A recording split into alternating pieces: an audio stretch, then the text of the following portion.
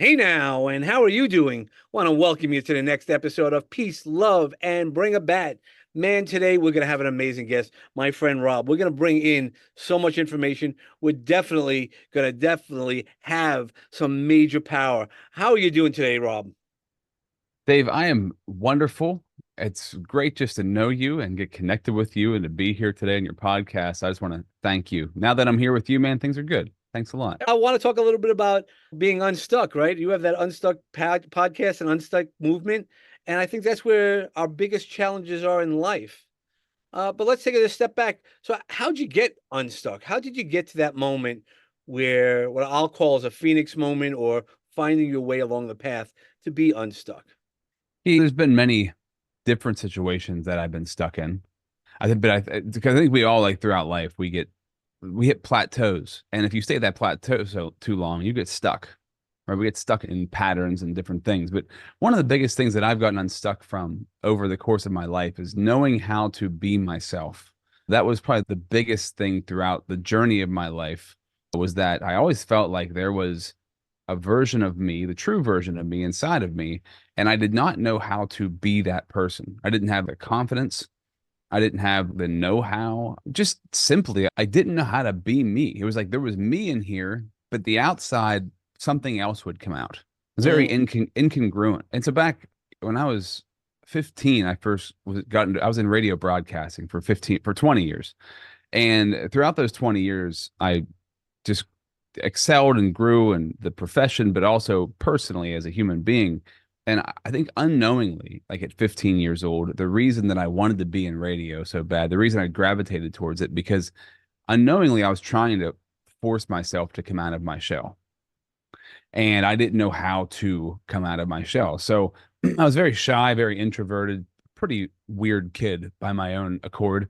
And I'm still weird's good, but I was weird in the sense of I was just not good at communicating with people and not good at I was not self-confident, mm, didn't sure. have self-esteem. And through radio, I could sit in a room by myself. Nobody's in the room, and I could control the conversation. So over the years, I learned how to be me. And I had an epiphany. Actually, my ex-wife helped me have an epiphany one day. I was on the air and she said, "You know how when you answer phone calls on the radio, how you talk then?" And I was like, "Yeah." She's like, "Why don't you talk like that all the time?" Because when I would answer a phone call, I would just talk like me, like Rob. But when I was on the radio, I was like, "Hey, I'm on the radio. I'm a radio guy. I got to do the radio stuff." And I was like I was being somebody else.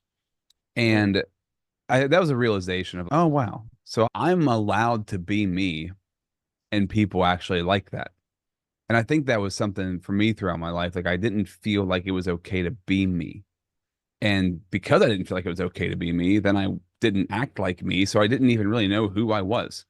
And so over the years, man, the biggest unstuck thing for me, and this is still layers of this are still being peeled off. It's not like a Sure. Yeah, finished we work on product. ourselves all the time. Sure. But I think throughout life, the biggest unstuck journey for me is learning how to truly be me. And the more that I am myself, the more congruent I feel, the better connections I make, the better everything gets, the more that I can be me. 100%. I agree. I know we all have different paths, but that's exactly what it was for me as well, different through my different stories. And that's where I feel now. I feel I'm as congruent with who I am on and off. Yeah, I start off, hey now, with that radio voice, but after that, it's Dave. How do you start off a show? You Yeah. got to do it a little bit different, right? And I always say to people, the hardest part of doing anything, any part of broadcasting is starting. It's right. like, what do I say to start? And then also getting out of it. How do I get out of it? But beginning it, like you got to say something. So yeah, I'm with you on that. Yeah, so that's how I like starting it off, and then I'm just like, okay, I'm the same person that you've met in person and things like that. So when you started feeling that unstuck, when you were able to see yourself differently, and we're still working on ourselves, that's part of being unstuck is realizing all the pieces that we're stuck.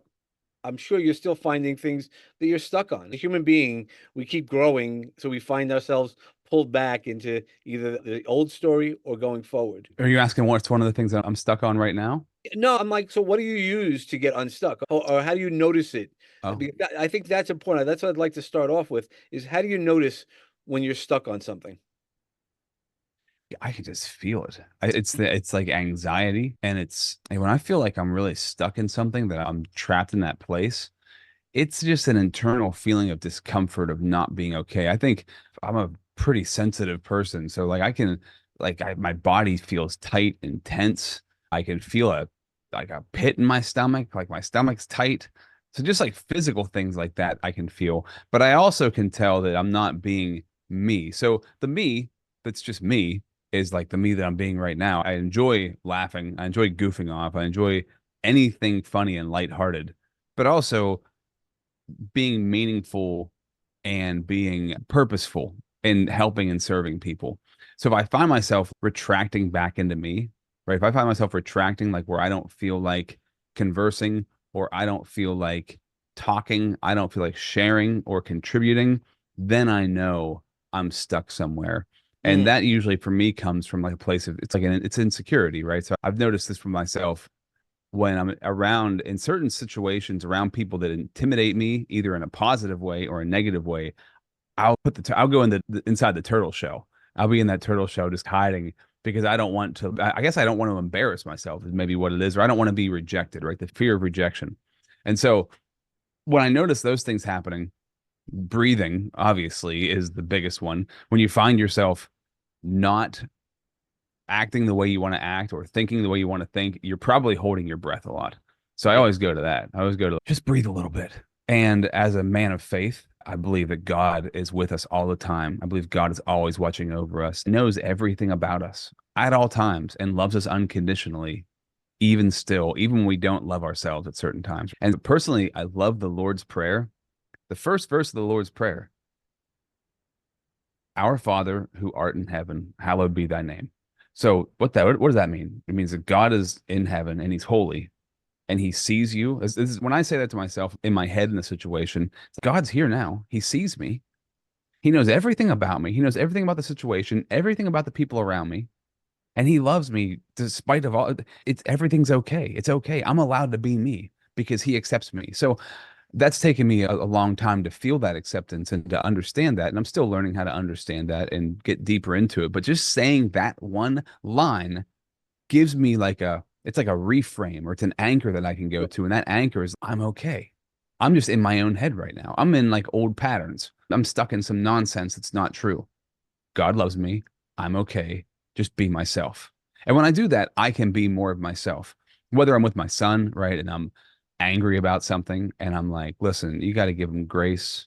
Who were you when you were 9 years old? You need to be graceful and be who I created you to be. Or when I'm in a situation with people that are like maybe intimidating, be myself. Who'd you create me to be, God? I know who I am. Why am I not being me right now? So then be yourself. For me, those two biggest things, just having the awareness, that's the biggest thing. Giving yourself pause to have the awareness of, I'm not feeling okay right now. I need to reset this. Doing a little bit of breathing, just I can think, and then saying that one verse of the Lord's Prayer. That for me, that is a real, it's a seismic shift that I can feel in myself when I do that. Exactly. But so how'd you get to that notice piece? Because obviously it sounds like, and I know for myself, when I was younger, there's no way I wasn't listening to myself. I didn't even know the pit in my stomach was a nerve. I didn't know the pain in my shoulders were the tension of life, or how I was managing those things. How did you learn that for yourself? I think it's just through being in enough pain and being so sick of it, right? Mm, So if you yep. experience the same thing over and over again and you hate the thing you're experiencing, you get so fed up with that. I'm so tired of feeling this way. I'm so tired of feeling like incongruent. And so for me, it was just like repetition of something that I didn't want until I started to get into personal development and I found my faith and I just kept going on that journey. And it's still, I'll tell you what, man, it happens to me on such a regular basis. It just happened to me last night. I was at a Bible study and I felt with a lot of friends, but a lot of people I didn't know also. And I felt unworthy. I felt Mm. like I was going to be rejected for speaking up. And I had some stuff I wanted to say. And so in that moment, I paused. Now, before I wouldn't pause, before I just clam up and shut down and that'd be it. And Rob's done for the night. You wouldn't get anything from me. But I recognize that and take that pause. So it's just over time. It's over time, the repetition. Here I am again. And then whenever I'm there again, how do you be more aware of that? You have to just keep doing it. You're gonna keep going back to that place of feeling that way. So just build the system in. Oh, I don't feel well. Okay, I need to do something about it right now. What do I know how to do? Something simple. Do that thing and then go from there. But for me, it was just the pain of experiencing it so often and then having to build the repetition in to change it. That seems to be the pattern that's worked best for me. Yeah, no, that's great. Because you do have to notice it. There's a lot of times in my life I didn't notice the things I was doing because I had been doing it for so long, didn't realize the pain I was feeling, didn't acknowledge it. You just figure that's just the way it is, Yeah. versus the way that it could be once you start opening yourself up to more possibilities to learn and to experience. As you said last night, there's times I walk in, I'm feeling a little uncomfortable because of my limiting beliefs that I've grown up with. But then I'm like, no, Dave, just relax. You reset yourself and then reframe, right? I like using a lot of R's. And Well, you know what? And to throw on to that, like, I didn't think that I could actually change back in the day. I can remember this is probably the reason, this is probably one of the big reasons for my divorce from my ex-wife. I can recall when I was in my like mid 20s and she was like, she wanted me to change some things. I had some drug addictions and bad habits and really negative thinking. I was very miserable. You would never know on the outside, but I was very miserable on the inside. So if you lived with me, then you had to deal with me, right? Because I had to deal with me and I didn't know what else to do. And she told me I needed to change. And I was like, change? I'm me. How am I going to change? I literally believed back then that I couldn't change. I was me and that was it. And if mm, you wanted to be around me, then you got to freaking deal with me. Ugh, I have to deal with me. You got to deal with me. And I did not have an awareness that I was actually able to change. And that shocks me today because that was maybe 15 or more years ago. And I'm a completely different person now where I know I'm allowed to change anytime I want. And I yeah. should be changing. I should be evolving. And oftentimes in Right, it's life, evolving. It's not really changing, it's evolving. yeah. You know, you're still your whole person, right? We're not changing your nose or, but the answer is it's evolving. And by noticing that, that's the really powerful part is looking internally what you could do and acknowledging what you feel. And are they valid feelings? Because feelings are what they are, but why are they there?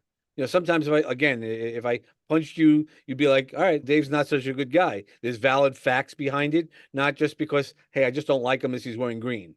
Yeah. And that's where we know what we feel and being able to sit in ourselves to know the whys. Why are we insecure about certain things? The limiting beliefs that we've received. Yeah, let me add something to what I was saying there Mhm. too. And by the way, I love the fact that you're in green. Teal is a great color and it looks good on you. Thank you. Check us in the mail. Yes, I did it. The affiliate worked. Affiliation worked. So I think mentorship also is a big part of this, right?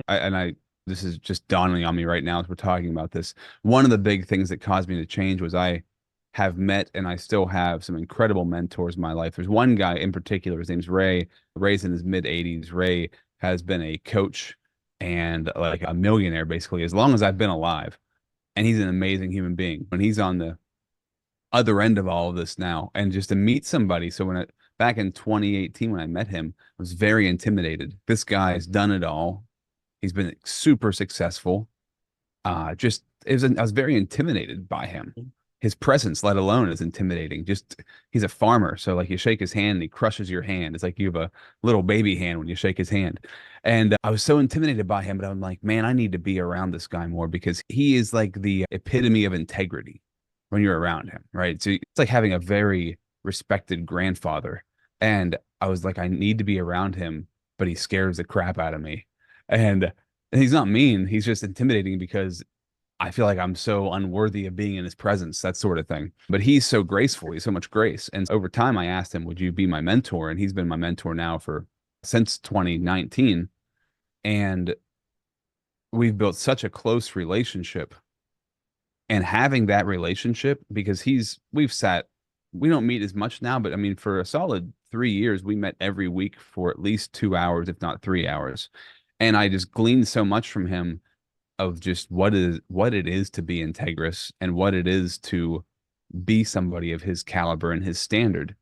And that was something that I think sometimes God just guides you into things like where you're like, I don't know why, but I need to be around this person. I need to Hmm. learn from this person. It's Yeah. scaring me, but I know I can't stay where I am now and I have to learn from them. So when you find people like that in your life, you got to grab a hold of that and really get close to them. And I think the great thing about having a mentor who's older, like Ray, like he's got a lot of time because he's in his 80s. He doesn't necessarily work anymore, although he's always working. So he's willing to pour into me. And you find somebody like that who's a great mentor who's willing to pour into you, into your life. Man, that the what rubs off from that, you cannot put a price tag on Sure. because it's changed me so much. Just the way that I speak, the way that I act, the way that I think, the way that I look at the world. It's changed so much. The mentorship also is just such a huge thing. Yeah, it's that intentional. Again, when we look at ourselves, but also when we're sitting with somebody whose intentions are for our highest good and that they're making time intentionally for us, not fitting you in, not, hey, Rob, I got you for the next 10 minutes and then boom, I'm on to the next thing. Spending time. That's why when we appreciate even 5 minutes with somebody could be more important than 5 hours with another person. And not by the quality of the person, it's the intention that if somebody calls me up and I say, look, I got to call you back in 15 minutes. I want to make sure those intentions that I'm fully focused, not that I'm doing something with the kids. I'm being pulled here or I have to do something else. I enjoy when I do it intentionally or when somebody pours into me intentionally in those moments. That's the really important part. Like here, like a guest like yourself on the podcast, I try to make sure I've interviewed a lot of people over the years and they're like, you really researched me. I'm like, yeah. I make the intention of showing up because I want you to be highlighted as much as possible. Yeah, and that's a good feeling when you meet somebody. And that's funny. You do a lot of research. I often fly from the seat of my pants because I feel like it's more natural that way. But I do a little bit of research. Yeah, But uh, yeah. yeah. Yeah. I don't hire a company. I don't call FBI and be like, "Hey, send me the file on this." But Yeah. like just knowing the Unstuck movement, just something as simple as that. And we've had a bunch of conversations, so I don't have to research as much for somebody like yourself because I know who you are. That's a good point too. I guess when I am preparing, I've at least talked to the person one time beforehand. So I have a good sense of who they are before we jump on. But it makes when somebody knows that you know about them or you've spent the time to learn about them, or even when you're just sitting with them and you're really listening and you really want to understand, that's like everything. Yeah, and like I said, those intentions are really so important. So what are you intending to do right now? I know you're doing an awful lot of things. You're coaching, you have your podcast. What are some of the intentions that you are for your growth? And how do you identify the right ones for you? I had a dream a couple of years ago, and so my intention it comes a lot from this dream, and it's basically just the tenets of the Bible, the two main laws that Jesus gives: love the Lord God with all your heart, and love your neighbor as yourself. Now, there's a big piece of that, the loving yourself part, right? That people Mm, leave out. So how do we love ourselves? And I had this dream a couple of years ago. I talk about it all the time, but I was in the car with my grandma and we were driving and she had already passed away at this point, right? But she's in the dream and she's holding my hand in the dream and we're going over a bridge and she leans over and she hugs me. And as she's leaning over to hug me, I'm like, Grandma, you're gonna wreck the car. What are you doing? And she says, Don't worry about where we're going. Just love me. Don't worry about where you're going. Just love people. That was the whole dream. I wake up, I'm like sobbing in tears. Obviously, it was God coming to me in that dream and giving me that message. And since then, 2021, that dream comes up all the time because it's like a North Star for me of I just need to, what am I doing right now? I'm trying to learn how to love people better and not worry about where I'm going so much mm. because I've been so obsessed and honestly worried about where I'm going instead of just being graceful that like if I'm obedient, God's going to provide. And so that's my mission is how do you live in that balance as an entrepreneur? How do I love people and really show up for people while growing a business and making it profitable and making it work and learning that? And right now, for me, going through this process, like podcasting is what I spent 20 years in broadcasting, right? I love podcasting. I love every component of it. Now, I was just writing this out last week and I was looking at it today. So I'll just go over this. What are the areas of expertise that you can learn from podcasting? So what are the things that you can be trained from and you can learn from in podcasting, right? You can learn how to be an expert, right? You can learn how to really talk about and be an expert at something, at a certain industry by having a podcast. It builds your expertise. So with my podcast, The Unstuck Movement, it's true testimonies of breakthrough. So it's how do you have breakthrough in your life personally and professionally? Leadership. So through broadcasting, through podcasting, because that's since I was 10, I was doing pretend radio shows in my bedroom. Like my whole life has been loving broadcasting. So I've redirected my focus. Like that's where I should put my time and attention because I love it so much. Leadership. If you're going to have effective conversations with people and have a great podcast, you need to be a great leader because you have to lead conversation. You have to lead people on a journey. And if you're not leading situations, then somebody else is, something else is. Authority. How do you become an authority in the thing that you know about? How do you become an authority in your industry? How do you become an authority in your life? Like by talking about something, having deep knowledge of that thing, and giving people that message. Communication, clearly, that's an easy one. Being able to communicate effectively, learning about yourself. I mean, David, I'm sure you've experienced this before you were ever on camera or on microphone. When you first saw or heard yourself, you were probably like, yeah, that's what I sound like. That's what I look like. You know what I mean? That's what people hear all the I'm time. still Like, like that. I'm oh, much yeah, more comfortable, but yeah, I'm still, when I hear my voice, I'm like, oh boy, really? it's crazy, right? Because that's I look at it like this. I look at it like this. Everybody else in your life sees you and hears you, and they don't seem to have a problem with it. They're cool with you. It's just you hearing and seeing you that's like jaw dropping. It's this is me. So that part of learning yourself, that self-awareness is huge because then you can build confidence, right, in who you are. This is me. Oh, I actually get to see me now.